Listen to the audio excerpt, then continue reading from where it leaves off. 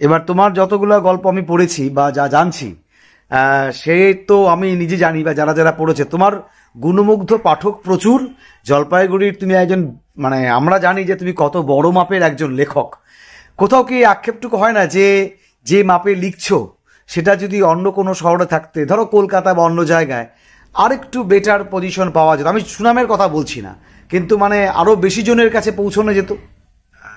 এখন ব্যাপারটা হচ্ছে যে এটা ওই গ্লাসের হাফ গ্লাস জল আছে, সেটাকে আমি কি চোখে দেখবো তার উপর ডিপেন্ড করে যে হাফ গ্লাস জল আছে বলে আমি খুশি হব নাকি হাফ গ্লাস জল নেই বলে দুঃখ পাবো। দারুণ। এখন ব্যাপারটা হচ্ছে এই যে আমি, অনেকে এই বিভাজন করে উত্তরবঙ্গ দক্ষিণবঙ্গ, আমি সেইভাবে ব্যাপারটাকে দেখি না।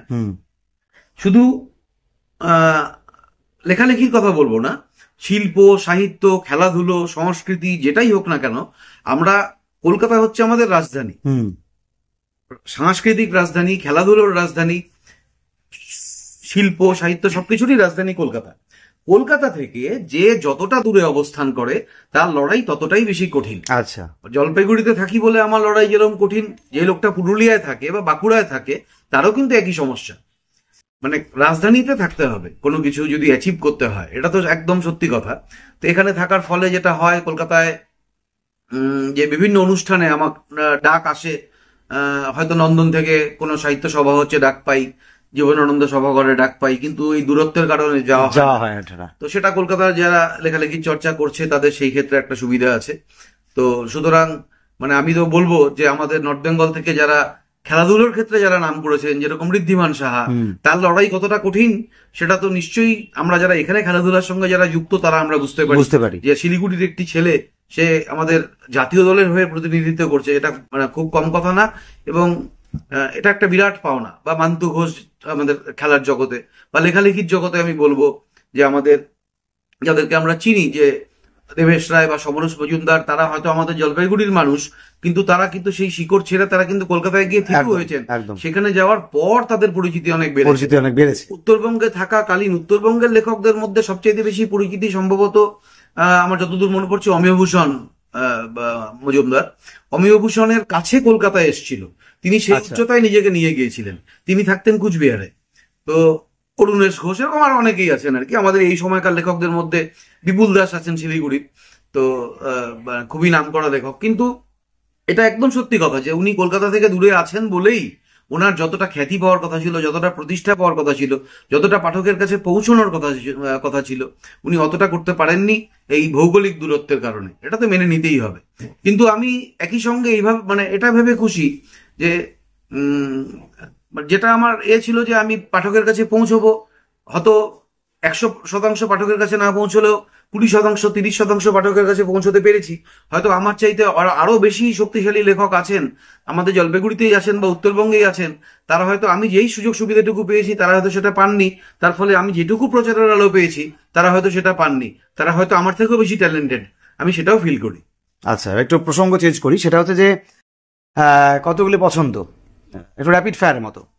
বেস্ট ক্রিকেট প্লেয়ার তোমার? রাহুল দ্রাবিড়, ফ্যান্টাস্টিক, আমারও তাই।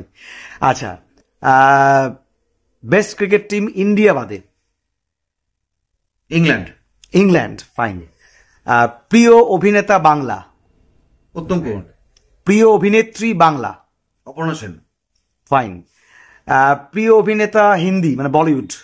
অমিতাভ বচ্চন। অভিনেত্রী বলিউড? প্রীতি জিন্টা। ওয়াও। আচ্ছা, প্রিয় গায়ক? কিশোর কুমার, ফাইন।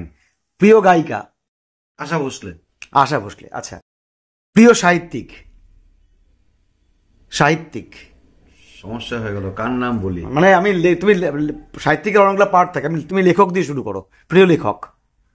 শরদিন্দু বন্দ্যোপাধ্যায়, ফাইন।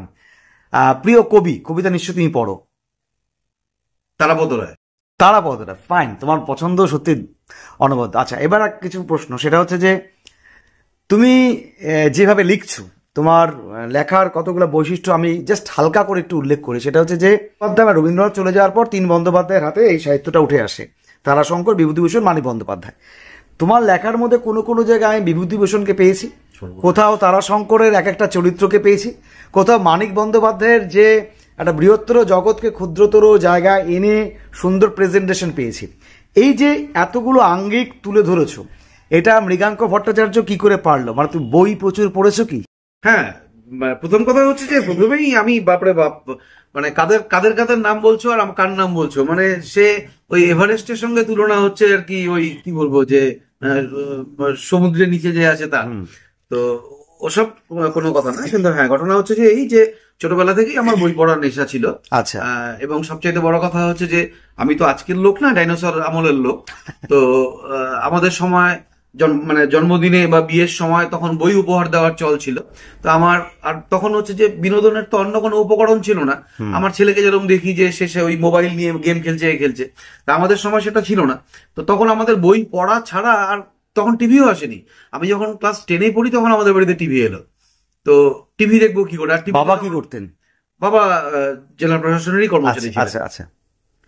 মাও চাকরি করতেন। আচ্ছা। কিন্তু আমাদের বাড়িতে বই পড়ার একটা কালচার ছিল। বাবা কি চাকরি করতেন? মাও সরকারি চাকরি করতেন, schedule caste and schedule tribes welfare ডিপার্টমেন্টে। তো মা খুব ভালো সেতার বাজাতেন, ভালো নাচ করতেন। উনি নাচে বাংলাদেশে কিছু পুরস্কারও পেয়েছেন। আমার মানে বাড়িতে একটা বিশেষ মহল ছিল বলা যায়। হ্যাঁ, আমার জ্যাঠা মশাই রবীশ্বর ভট্টাচার্য আমাদের জলপাইগুড়ি নাট্য আন্দোলনের সঙ্গে যুক্ত, এবং তার লেখা নাটকের বই আছে, প্রচুর নাটক তিনি মঞ্চস্থ করেছেন। যার নাটকের সঙ্গে যারা যুক্ত তারা রবীশ্বর ভট্টাচার্য নামটার সঙ্গে পরিচিত। তো আমাদের বাড়িতে মানে বইপত্র পড়ার চল একটা বরাবর ছিল। তো ওই বাড়ির বইপত্রই পড়তাম, সেখান থেকে বই পড়ার নেশা তো সেটা ছোট থেকেই ছিল। তো সেটা যখন ওই যখন টুকটাক লেখার চেষ্টা করেছি আর কি, তো তার ফলে ওই সেই যে ছোটবেলার যে একটু পড়ার বইয়ের বাইরের বই পড়া, সেটা কাজে দিয়েছে অবশ্যই। আচ্ছা, এবার বলবো যে ব্যস্ততম জীবন সবারই, তোমারও। এর মধ্যে মানে গল্পের প্লট কখন ভাবো? এটা ব্যক্তিগত প্রশ্ন যদিও।